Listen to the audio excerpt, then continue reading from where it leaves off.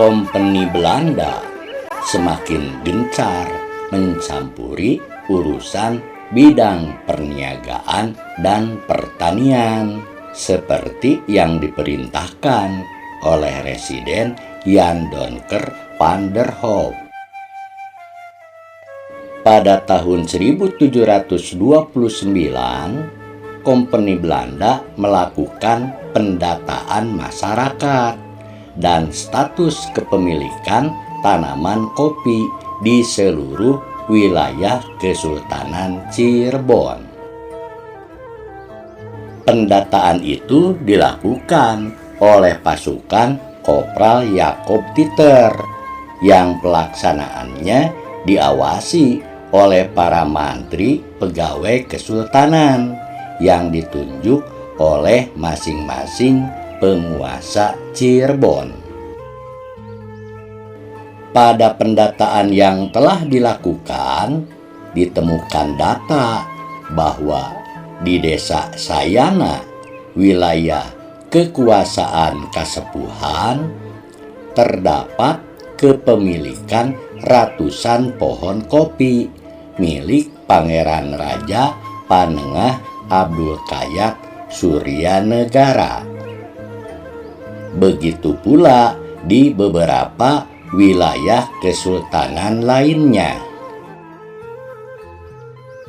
Kompeni Belanda ingin merampas seluruh perkebunan kopi milik Pangeran Raja Panengah Abdul Kayat Suryanegara. Namun, dengan gagah berani, Pangeran Suryanegara mendatangi Residen Jan Donker van der Hoop.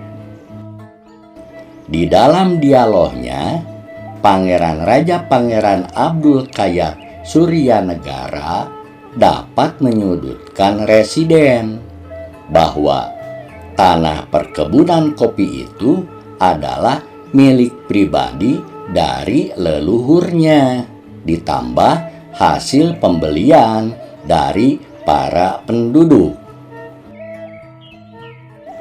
Akhirnya, Pangeran Raja Panengah Abdul Kayat Suryanegara dipersilahkan pulang, dan ternyata di halaman kantor residen itu Pangeran Suryanegara disambut oleh rombongan para petani kopi dan para pekerjanya yang masing-masing membawa parang, golok, dan cangkul. Menurut Jajat Sudrajat, seorang pemerhati sejarah dan budayawan Cirebon, bahwa Pangeran Suryanegara merupakan adik dari Pangeran Sapiudin Matangaji selaku calon sultan sepuh kelima. Sedangkan ayahnya bernama Pangeran Amir Sena Muhammad Jainuddin, atau yang dikenal sebagai Sultan Jainuddin kedua, putranya Sultan sepuh ketiga Pangeran Raja Jainuddin. Pangeran Amir Sena Muhammad Jainuddin bertahta sebagai Sultan sepuh keempat sejak tahun 1753 sampai 1773. Sementara itu, pada tahun 1733, Pangeran Khairuddin Rahim telah dinobatkan menggantikan Sultan Anom Alimuddin selaku ayahnya. Sebagai pendamping Sultan Anom Khairuddin Rahim yang baru menginjak usia 10 tahun, ditunjuklah Tumenggung Bahu Madenda untuk menjadi wali sultannya. Namun Tumenggung Bahu Madenda hanya berkuasa sampai tahun 1744 karena pemerintah Kompeni Belanda memanfaatkan situasi dan kondisi Kesultanan Kanoman dengan menjalankan taktik politiknya untuk ikut campur mengatur internal pemerintahan kesultanan. Sultan Anom Khairuddin Rahim dibujuk untuk mau bekerja sama dan segera mengambil alih kekuasaan dari Tumenggung Bahu Madenda sebagai walinya. Sehingga terbitlah surat pernyataan kedewasaan bagi Sultan Anom Khairuddin Rahim dari Gubernur Jenderal Gustav Willem van Inhofe pada tanggal 18 Februari 1744 sebagai legalisasi bagi Sultan Anom Khairuddin untuk mengambil alih kekuasaan dari Tumenggung Bahu Madenda. Pangeran Raja Panengah Abdul Kayat Suryanegara dikirimkan oleh Sultan Sepuh keempat untuk belajar di pondok pesantren. Ketika kembali ke keraton kesepuhan dari pembelajarannya di pesantren, Pangeran Raja Panengah Abdul Kayat Suryanegara merasakan ketidaknyamanan akan situasi dan kondisi di dalam keraton. Ternyata perasaan yang sama juga dirasakan oleh kakaknya, yaitu Pangeran Raja Adipati Sapiuddin Matangaji yang akan menjadi Sultan Sepuh kelima.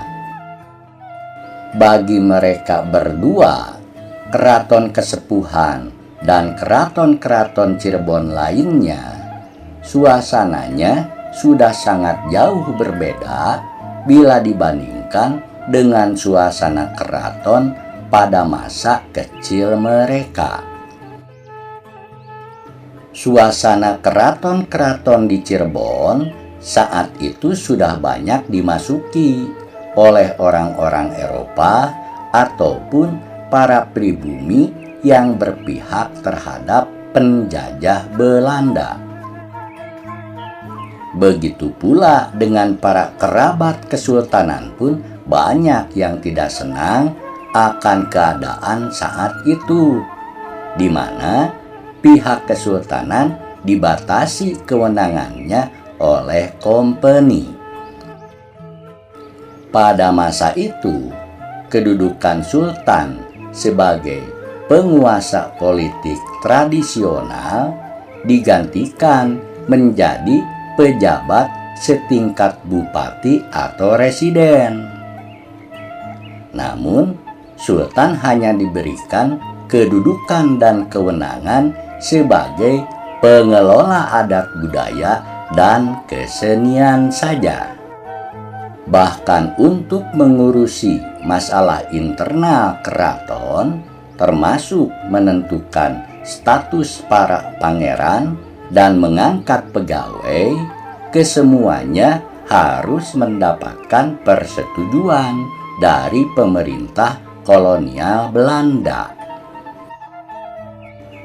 Bila minimal residen Belanda di Cirebon telah menyetujuinya, baru markas besar Batavia akan mengeluarkan besluit atau surat keterangan tentang pengakuan kebangsawanan seseorang dan status kepegawaian di keraton-keraton Cirebon.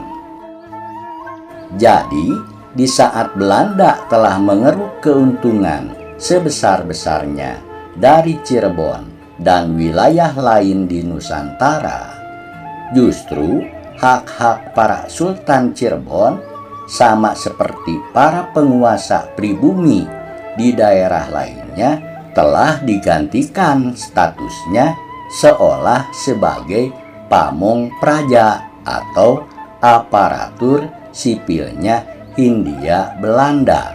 dengan diberi tunjangan bulanan dan dana pensiun.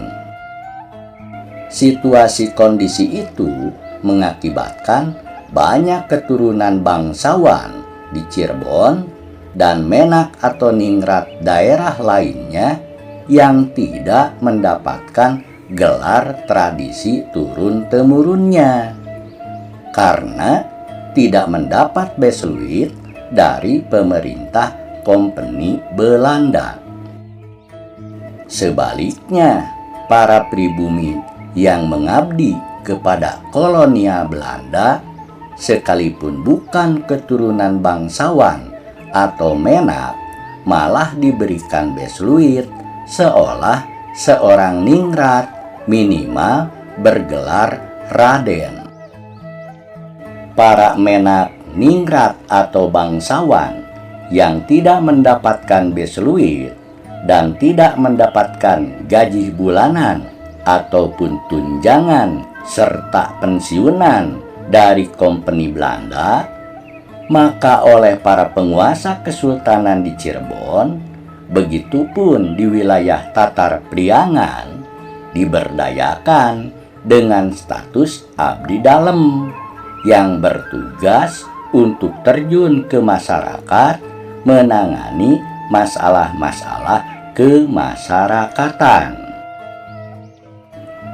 Di antara para bangsawan yang tidak mendapatkan besluit tersebut, salah satunya adalah Pangeran Raja Panengah Abdul Kayat Suryanegara. Melihat keadaan dalam keraton yang sudah banyak ditentukan oleh kebijakan pemerintah kolonial Belanda, maka Pangeran Raja Panengah Abdul Kayat Suryanegara memilih pergi meninggalkan keraton untuk menemui seorang ulama Cirebon terkenal yang bernama Syekh Muhyiddin, atau secara adat Cirebon dikenal dengan nama Ki Buyut Muji. Syekh Muhyiddin Buyut Muji adalah seorang ulama Cirebon yang tinggal di sekitar Blok Rancang, Desa Dauan, Kecamatan Tengah Tani, Kabupaten Cirebon. Selama itu, Syekh Muhyiddin atau Ki Buyut Muji bersama para penduduk telah berusaha menentang kebijakan pemerintah penjajah dengan cara-cara yang halus atau strategi Liesdelik Perset, yaitu perlawanan diam-diam. Jadilah Pangeran Raja Panengah Abdul Kayat Suryanegara sebagai seorang figur ahli dalam nahwu, sorok, balagoh, mantik, ma'ani, dan bayan dalam ilmu agama Islam. Selanjutnya, ilmu-ilmu agama Islam tersebut menjadi rujukan dalam berijtihad untuk menentukan hukum syariah. Oleh karenanya, Pangeran Suryanegara juga dikenal sebagai seorang figur ahli natijah atau pembuat keputusan hukum bagi rakyat Cirebon. Pada saat Sultan Sepuh kelima Sapiuddin Matangaji memerintah di Kasepuhan antara tahun 1773 sampai 1786, ia memproklamirkan perang dengan Kompeni Belanda yang selalu berusaha dengan berbagai cara untuk menguasai kesultanan di Cirebon.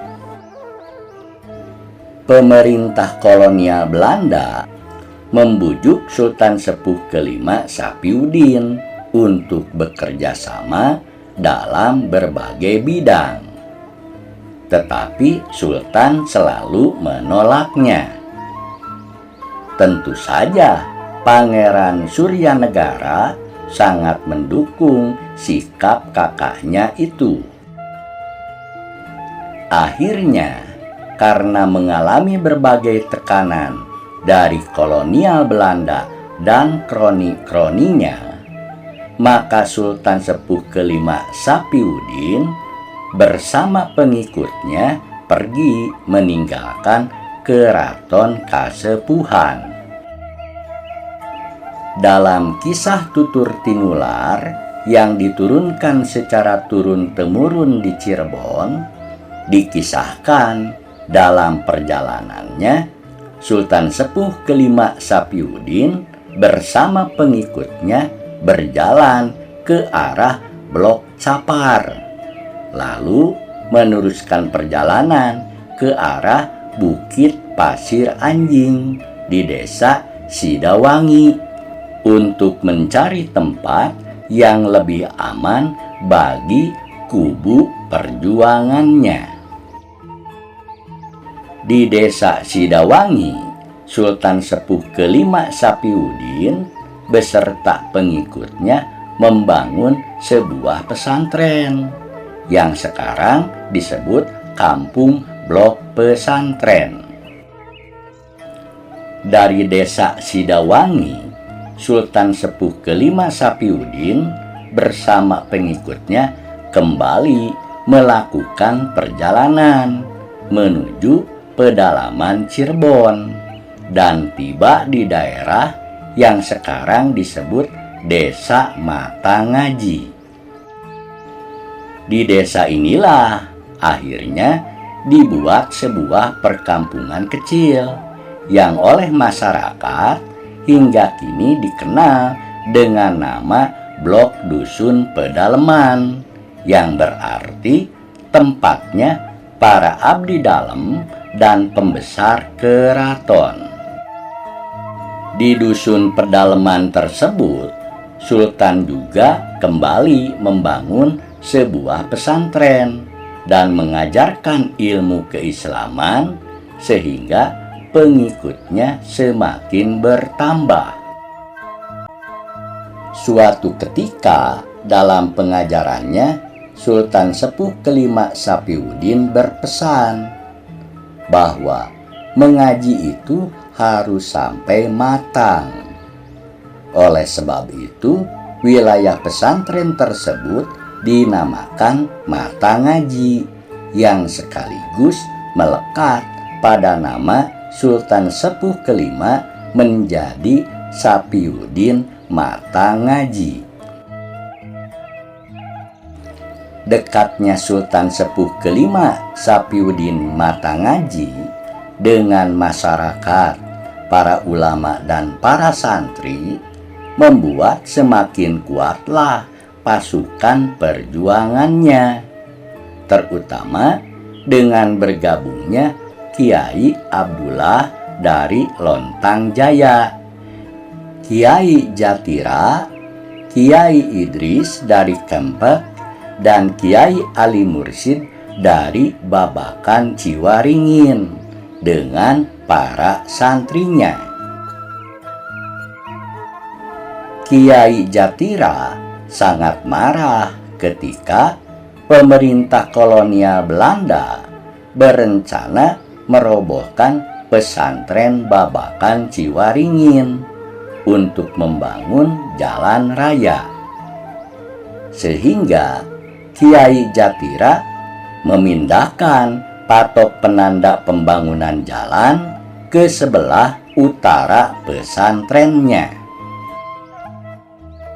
Menurut Pangeran Sulaiman Sulendraningrat dalam bukunya yang berjudul Sejarah Cirebon, dikatakan bahwa pasukan Sultan Sepuh kelima Sapiuddin selain memiliki markas pasukannya di Desa Matangaji, Kecamatan Sumber, Kabupaten Cirebon, juga pasukan Sultan Sepuh kelima Sapiuddin Matangaji membuat pertahanan di Taman Sari Gua Sunyaragi dengan membuat banyak perbaikan untuk dipergunakan sebagai markas besar prajurit, gudang, dan tempat pembuatan senjata. Taman Sari Gua Sunyaragi ini merupakan gua buatan para leluhur Kesultanan Cirebon. Di wilayah antara Desa Gintung hingga Desa Kedongdong inilah yang menjadi pusat dari pertempuran besar para santri dan masyarakat Cirebon yang dipimpin oleh Sultan Sepuh kelima Sapiuddin Matangaji. Hingga banyak dari para santri yang meninggal di Desa Gintung ini, yang sekarang sudah mekar menjadi Desa Gintung Ranjeng, Desa Gintung Tengah, Desa Gintung Kidul, dan Desa Gintung Lor. Di desa ini terdapat sebuah lapangan yang oleh masyarakat sekitar disebut sebagai Blambangan. Di lapangan Blambangan itulah para santri banyak yang terbunuh. Sultan Sepuh kelima Sapiuddin Matangaji sempat melawan pasukan kompeni yang akan menangkapnya dan berusaha menyelamatkan diri, tetapi akhirnya terbunuh di perkampungan Matangaji.